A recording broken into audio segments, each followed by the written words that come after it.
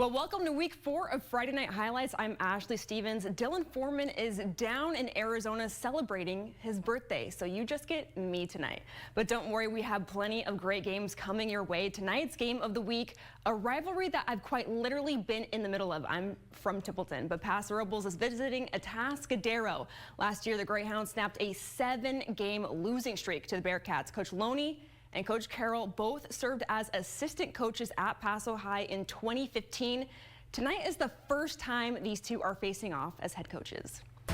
Cal Poly football is up north this week in Cheney, Washington, taking on the Eastern Washington Eagles in a homecoming matchup for head coach Paul Wolf, who served as head coach for 8 seasons and an assistant coach for 6 seasons. Cal Poly Wrestling opened up its 2023-2024 season and its 75th year as a program with duels against Duke and Rutgers on Friday. What made the event so special? Legends that graced the mats as All-Americans. Cal Poly football closed out their season against the Weber State Wildcats. Weber State is coming off of an impressive defeat against Idaho last week, who sits in 3rd in Big Sky Conference standings. And Idaho State, the week before that, a 2-game win streak. The 49ers are back in business. McCaffrey started a new touchdown streak, and Brock Purdy has accomplished something that hasn't been done since Joe Montana in 1989. Richard, I'm here with Christian Cooper. He is both a coach and a parent, a 3rd generation. His kids are 4th generation. Can you talk to me a little bit about how long this rivalry has just extended? Well, it's probably been 100 years. I don't know exactly, but you ask anybody from Paso or Atascadero, they remember the Paso Atascadero games. I remember mine. I know my father was a Greyhound. He played against Paso in the early 60s. And Atascadero hadn't won in years. And they beat Paso Robles. They shut down El Camino and had a dance party down at Sunken Gardens. My dad loved to tell that story, all the guys from the 61 and 62 team. I remember all my Paso games, and you could probably ask anybody from Atascadero or Paso, and we remember it. It's just great. I remember the 94 CIF championship we played up there in Paso. It was the most packed I've ever been at a football game. So it's just something special about this rivalry. I know other schools have rivalries, but you know, Atascadero Paso Robles goes back 100 years, and nothing better than this. What type of an outcome are you going to have in order for El Camino to get shut down again? I don't know if we can do that anymore, but you know what? They've been known to shut it down for the Tamale Festival and stuff like that, so hey, why not? It's going to have to be a big one, and let's go try to do that tonight. Richard, I'm here with Coach Villasenor, and we're here on Knights territory. It is senior night. How important is it to get a win against Mission Prep? You're tied for 2nd. How important is it to finish out with a dub here? It's very important. It being senior night, obviously we want to send these seniors off in a positive manner, but also to get momentum going into the playoffs. Whether you're a parent in the stands, a coach on the sideline, or a student standing along the fence, you're going to see a new habit from football players here at War Memorial Field. I'm Ashley Stevens, your Paso Robles community reporter, where I found out how this end zone oak tree has been preserved to connect the past with the future. I'm Ashley Stevens, your community reporter in Paso Robles, where the American Radio League is calling out signals to different countries and states throughout North America. It's part of an emergency drill and sounds something like this. Cal Poly Wrestling is coming off of a Pac-12 championship, and halfway through the season, they are ranked 24th in the country. Head coach John Cerritos said the secret is in the leadership and the mental training they put their athletes through. Volunteers, donations, and the number of people Echo has helped to find permanent housing have all risen this year. I'm Ashley Stevens, your community reporter in Paso Robles, and I've covered many stories here at the Echo Shelter, but this time I was given a look through the eyes of one of their success stories. Division I Women's Volleyball Championship bracket is finally here. UC Santa Barbara fell in the Big West Championship Tournament, losing to Long Beach State in 5 sets. They took a day to recuperate and relax with the NCAA selection show on deck, and the results are in.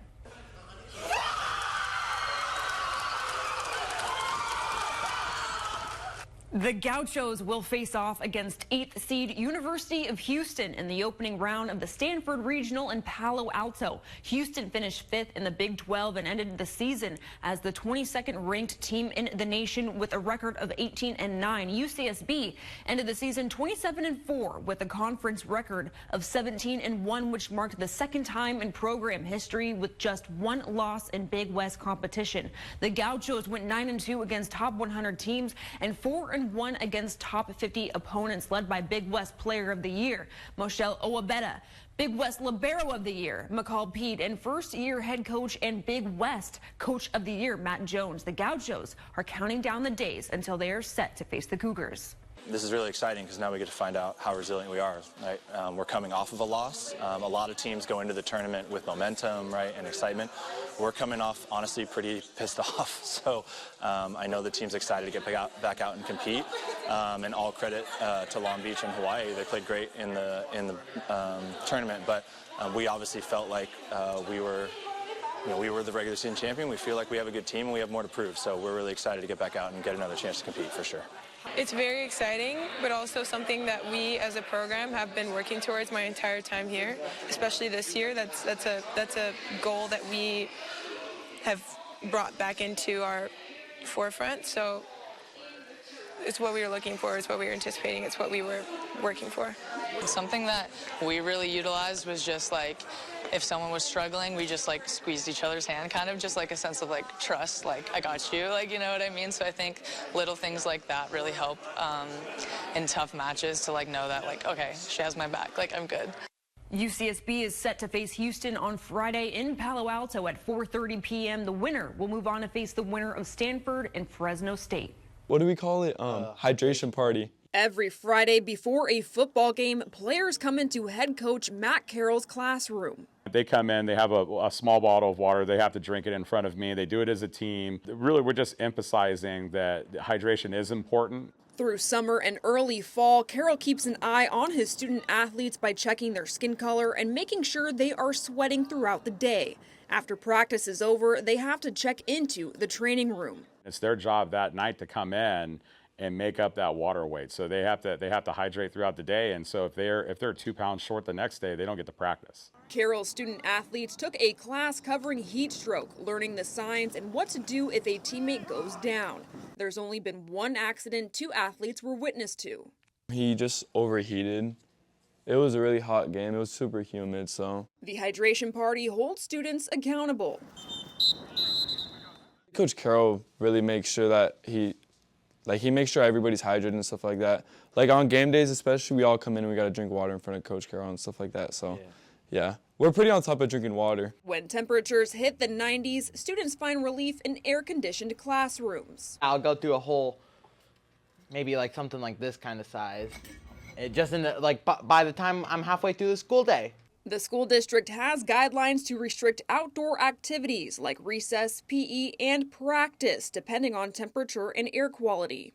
We want to protect our students that are especially susceptible to heat illness. We're taking precautions not only daily at our school sites, but this Friday night we have a home football game, which they have pushed the times back so that we might avoid some of the heat of the day. Due to the heat, Friday night's high school football game here at Flamson Middle School was pushed by 30 minutes with kickoff now set for 7:30.